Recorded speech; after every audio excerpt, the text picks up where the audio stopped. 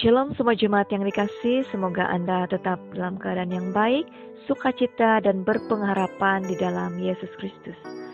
Dan sebelum kita mendengarkan perkongsian firman Tuhan, saya ingin mengajak semua jemaat untuk berdoa bersama-sama. Mari kita berdoa. Bapa kami yang berada dalam kerajaan surga, kami mengucap syukur karena walaupun seluruh dunia sedang gempar saat ini, di mana diperhadapkan dengan penyakit coronavirus, tetapi sebagai anak-anak Tuhan yang berpengharapan dan mengandalkan Engkau, kami tetap percaya bahwa Engkau tetap ada menyertai kami, sehingga kami terhindar daripada seberang sakit penyakit apapun juga, karena Engkau yang lebih hebat daripada semuanya itu. Ya Tuhan, sebentar nanti kami akan mendengarkan perkongsian firman-Mu. Bila Engkau yang berbicara ya Tuhan, supaya melalui firman-Mu yang akan kami dengar, ini dapat membentuk kami, dapat memurnikan kami, dan dapat memberkati kami, supaya kami menjadi anak-anak Tuhan yang hidup selurut dengan kehendak Bapa. Dalam nama Yesus, kami menyambut kebenaran firman-Mu ini dengan penuh ucapan syukur. Amin. Jemaat Tuhan yang dikasih, mari kita sama-sama buka Alkitab di dalam Roma pasal yang ke-12 ayat yang pertama sehingga yang kedua. Saya bacakan dalam terjemahan bahasa Indonesia di bawah tema persembahan yang hidup. Karena itu saudara-saudara, demi kemurahan Allah aku menasihatkan kamu supaya kamu mempersembahkan tubuhmu sebagai persembahan yang hidup, yang kudus, dan yang berkenan kepada Allah. Itu adalah ibadahmu yang sejati.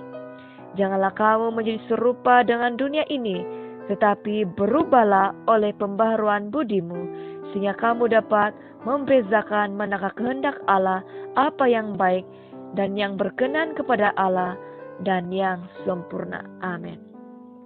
Jemaat yang terkasih, sepanjang bulan April ini kita akan belajar tema tentang menyingkap penyelamatan oleh Yesus, dan subtema kita pada hari ini adalah perubahan penuh dalam hidup. Jemaat yang terkasih, khotbah kedua kita untuk ibadah kebangkitan dan Tuhan Yesus dan untuk ibadah khotbah umum pada hari ini adalah saling berkaitan, di mana selepas kematian Yesus dan selepas kebangkitan Yesus, hidup murid-murid Yesus ada perubahan. Begitu juga dengan diri kita. Selepas kebangkitan Tuhan Yesus di antara orang mati, murid-murid Yesus lebih dikuatkan, diteguhkan, berani, setia, berpengharapan, bersemangat, dihiburkan, dan dipulihkan. Bagi orang Yahudi, mempersembahkan korban adalah satu amalan keagamaan. Namun setelah Yesus mati dan dibangkitkan semula, terjadinya pemulihan dan transformasi di dalam sistem keagamaan. Melalui Roma 12 ayat yang pertama dan kedua, kita belajar bahwa perubahan penuh dalam kehidupan orang Kristen harus ada dan harus terjadi sebagai tanda dan bukti bahwa kita benar-benar telah berubah, bertobat, dan mendapat hidup yang baru. Amin. Jemaat yang dikasih, Rasul Paulus menasihati jemaat di Roma dan kita semua pada hari ini untuk belajar dua hal. Yang pertama, kita harus mempersembahkan tubuh kita sebagai persembahan yang hidup, yang kudus, dan yang berkenan kepada Allah sebagai ibadah yang sejati. Artinya kita tidak perlu lagi bersusah payah mencari dan mempersembahkan korban binatang untuk menyenangkan hati Allah, tetapi kita dituntut untuk mempersembahkan tubuh kita sebagai persembahan yang harum dan yang kudus.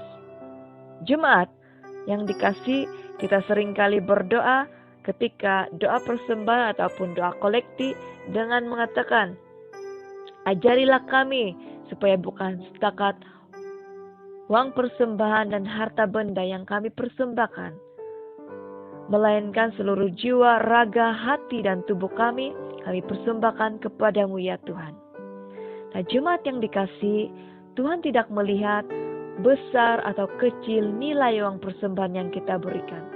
Tetapi Tuhan melihat betapa berharga dan bernilainya hati dan diri kita di biji matanya Tuhan. Amin.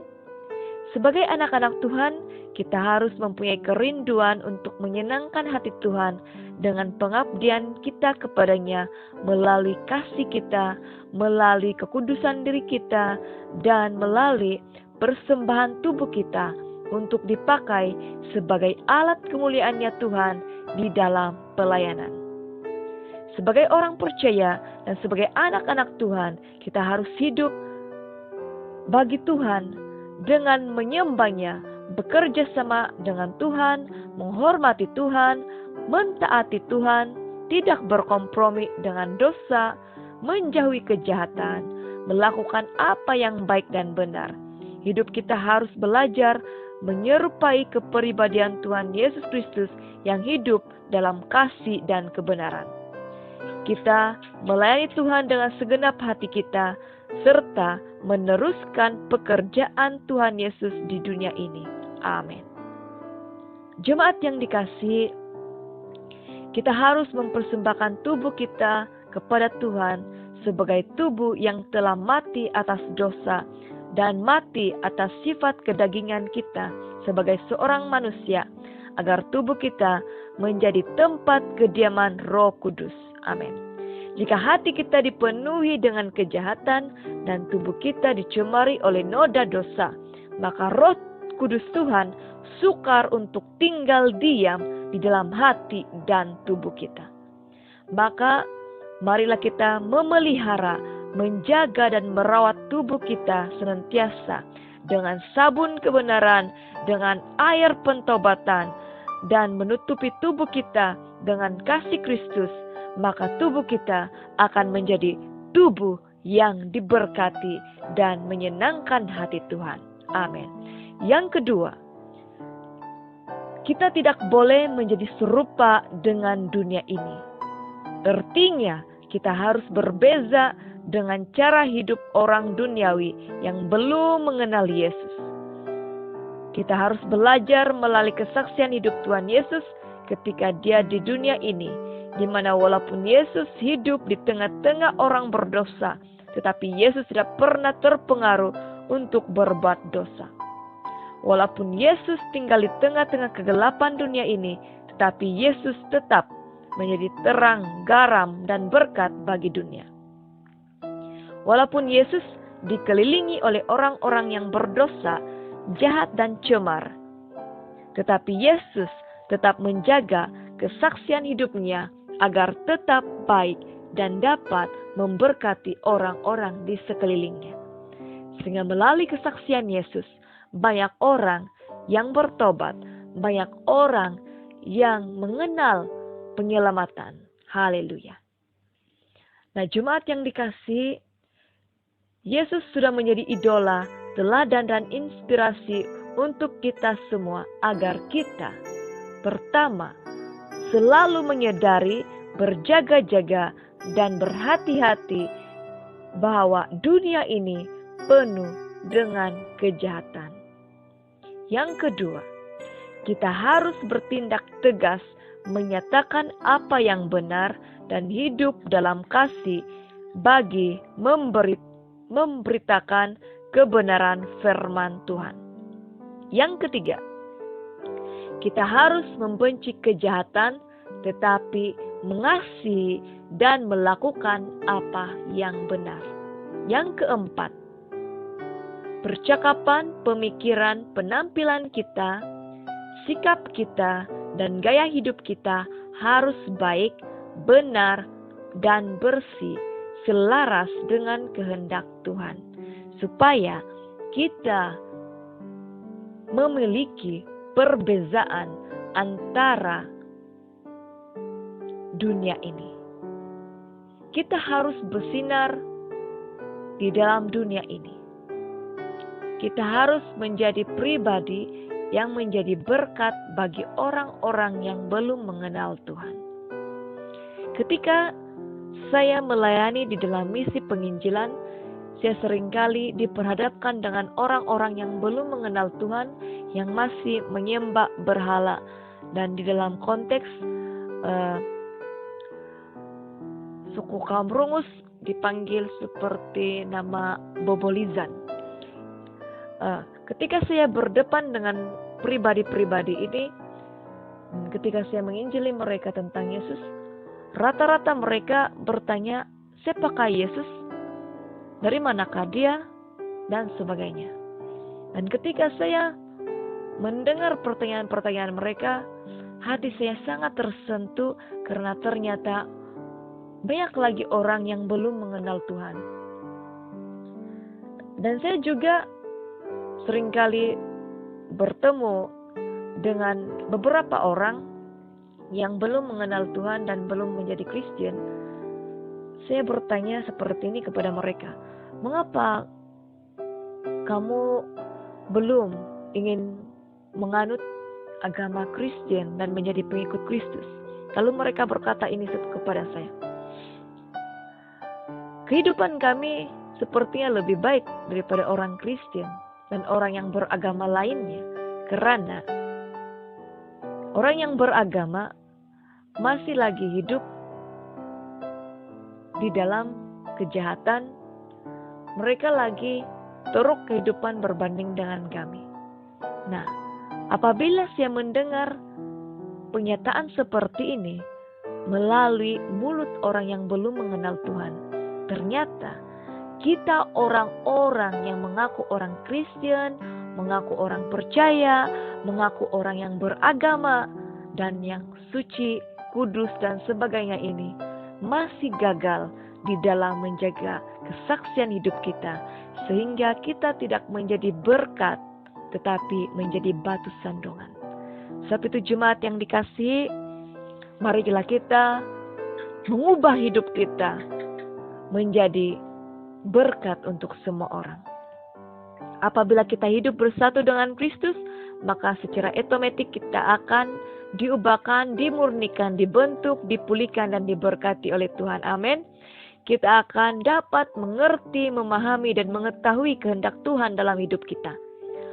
Orang yang mengalami perubahan hidup dalam hidupnya boleh dilihat melalui kesaksian hidupnya, pengabdiannya kepada Tuhan, dan melalui buah-buah roh yang ada pada diri orang itu.